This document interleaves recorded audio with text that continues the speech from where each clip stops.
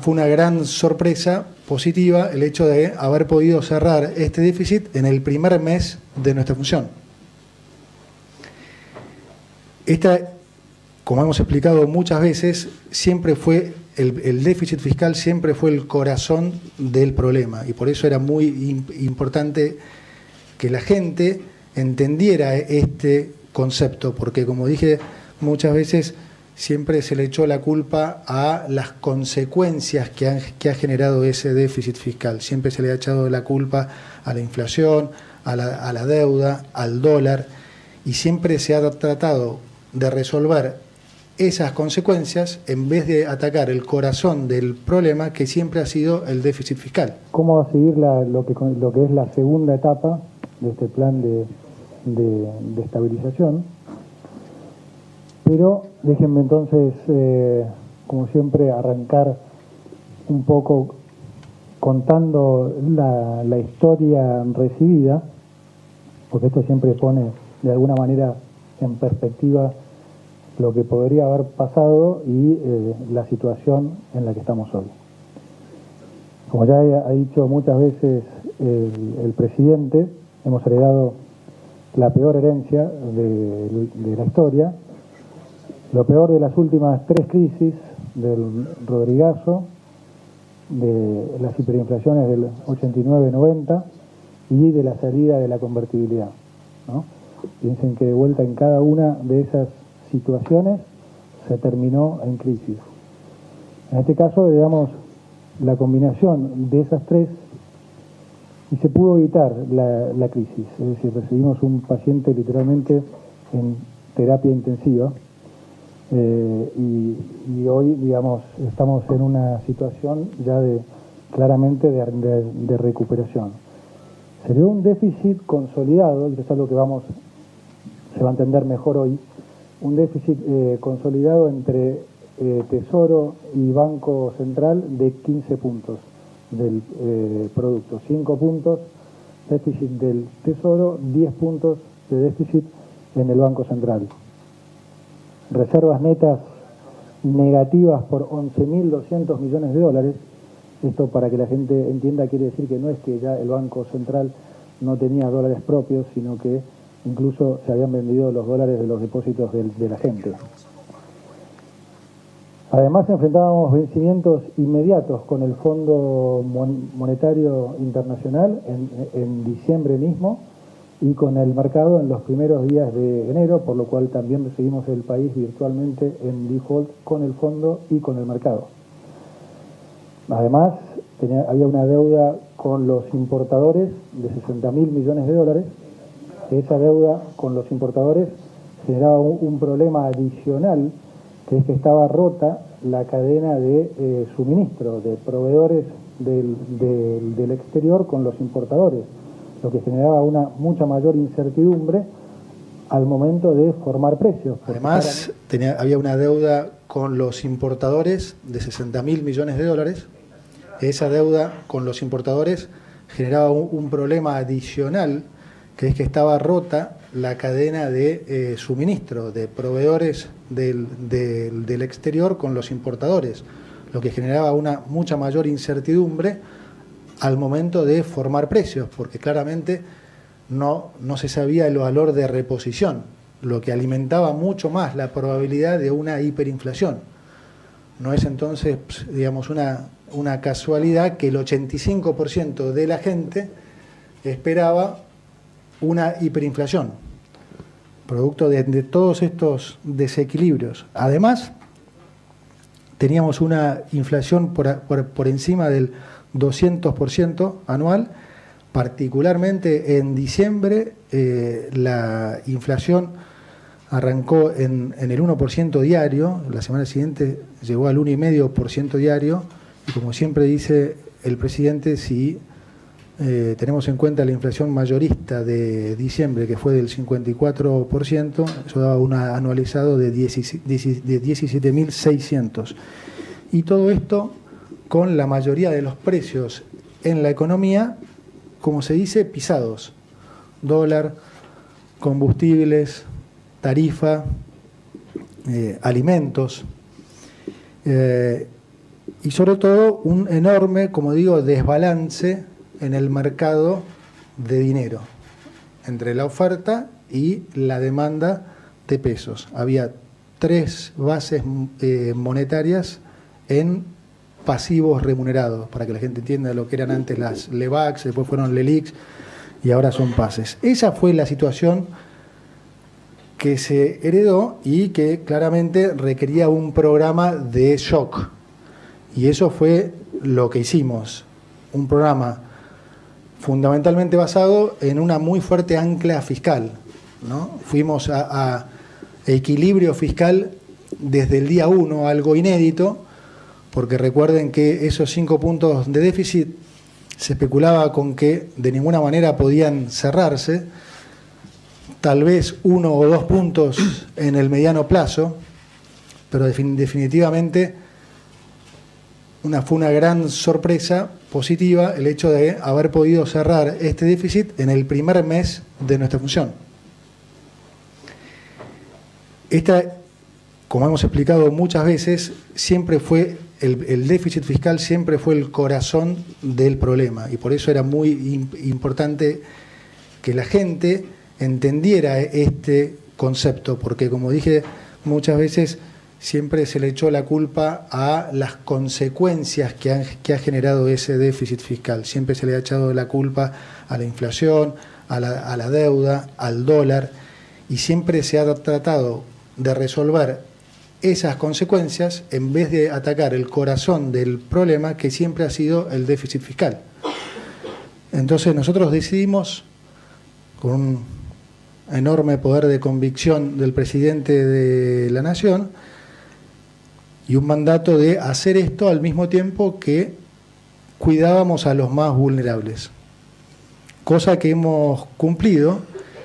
Y como hoy bien decía también el presidente en una entrevista a la mañana, lo hemos hecho también sin generar ninguna,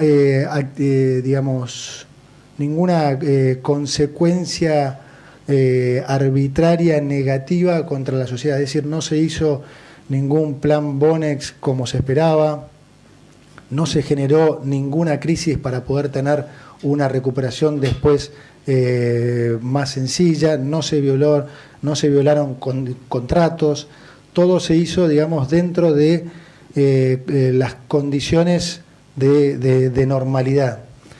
Esto es, como digo, muy importante tenerlo en cuenta porque es el corazón de cómo nosotros pensamos.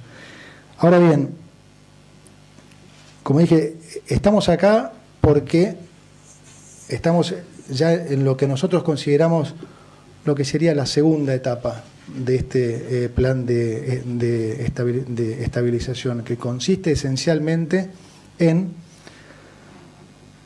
ir a emisión, no voy a decir cero, después el presidente del Banco Central lo va a explicar bien, a cerrar la segunda canilla de emisión. Recuerden que tenemos 3 canillas de emisión monetaria. Una es el déficit fiscal, la segunda son los intereses que el Banco Central paga por esos famosos pasivos remunerados, LEVAX, LELIX, pases, y el tercero es cuando el Banco Central compra dólares, que digamos que es el único efecto, si se quiere, de emisión que no es dañino porque de alguna manera está siendo compensado por mayor acumulación de reservas. Entonces, en la primera etapa se cerró la canilla de la emisión de dinero por déficit fiscal, algo de lo cual se abusó enormemente durante el gobierno pasado, ¿no? Y que generó todo este desbalance y esta inflación que hemos visto y que estamos viendo. En esta segunda etapa, entonces, estamos cerrando el grifo de lo que es el segundo canal de emisión, que es los intereses que el Banco Central paga por los pasivos remunerados. Santiago después va a explicar este proceso en mucho más detalle. Y esto, digamos, ¿por qué lo estamos haciendo? Porque queremos dar mayor certidumbre y mayor solidez aún al programa económico para que de alguna manera deje de haber ansiedad con respecto a cuándo va a ser la salida del cepo cambiario. Alguno dirá, se están enamorando del cepo. No ese es el caso. Lo que nos hemos enamorado es del orden macroeconómico. Y de lo que nos hemos enamorado es de no generarle un problema a los argentinos. Entonces, para nosotros, la salida del cepo es una tercera etapa, ¿sí?, que va a ser una etapa de crecimiento y de salida del cepo, en la cual, como ya he dicho muchas veces, no nos hemos fijado una fecha, nos hemos fijado parámetros que esencialmente implican orden macroeconómico, para que cuando hagamos esto estemos nosotros lo más seguros posible que no va a generar ningún sobresalto en la gente. ¿Qué quiere decir sobresalto? Bueno, alguna potencial suba del dólar, que como saben eso genera más inflación, desempleo, todas cosas que los argentinos ya han visto durante mucho tiempo. Entonces lo que nosotros buscamos aquí es que la gente entienda la robustez de este programa y que esto nos va a permitir, digamos, profundizar lo que hemos venido haciendo, profundizar el proceso de desinflación y de esa manera, como digo, darnos el tiempo que consideremos necesario para que podamos salir también de las restricciones cambiarias cuando las condiciones macroeconómicas estén dadas. Déjame decir, para sintetizar qué implica esto para la gente. Bueno, implica, o sea, primero es un programa, digamos, económico, es la profundización de lo que hemos venido haciendo. Deriva entonces en un programa económico realmente robusto. O sea, estamos en un programa en el que estamos en déficit cero y emisión cero. ¿Qué implica este tema de que sea emisión cero de vuelta para la gente? Implica menor problema cambiario, ¿sí? Al estar fija la cantidad de pesos, disminuye enormemente la volatilidad cambiaria, porque, digamos, al estar fija la cantidad de pesos, en la medida que ingresan dólares a la economía, cada vez esa relación se hace mucho más estable, ¿sí? Y segundo, contribuye fuertemente al proceso que ya estamos viendo y que está sorprendiendo a muchos de desinflación. Entonces, ¿qué se debiera ver de digamos, de esta profundización, de esta segunda etapa del programa? Menor inflación, menor volatilidad cambiaria, lo que, como digo, va a derivar en menor riesgo para la gente en lo que va a ser la tercera etapa, que es esta etapa de crecimiento y salida del cepo. Estamos garantizando que vamos a entrar en un camino en el que vamos, digamos, no se va a estar corriendo riesgos en sentido, digamos, cambiario, que sabemos que le preocupa a muchos, y vamos a estar, como digo, profundizando la desinflación. Y al mismo tiempo, haciendo esto, sin la necesidad de querer hacer una salida de cepo, como hemos visto, como han opinado muchos, que no hay problema en que se piense así, pero sin hacerle correr ningún riesgo a la gente. O sea, cuando se cumplan las condiciones macroeconómicas necesarias, haremos esa movida. Escuchamos preguntas. Respondemos. Buenas tardes, Liliana Franco, acá Liliana Franco de Ámbito Financiero. Usted, el ministro Caputo, planteó que van a establecer parámetros para lograr la salida del cepo. Infiero que algunos parámetros son metas inflacionarias y también meta de acumulación de reservas. Si pudiera precisar un poco de las características de esos parámetros. Con respecto al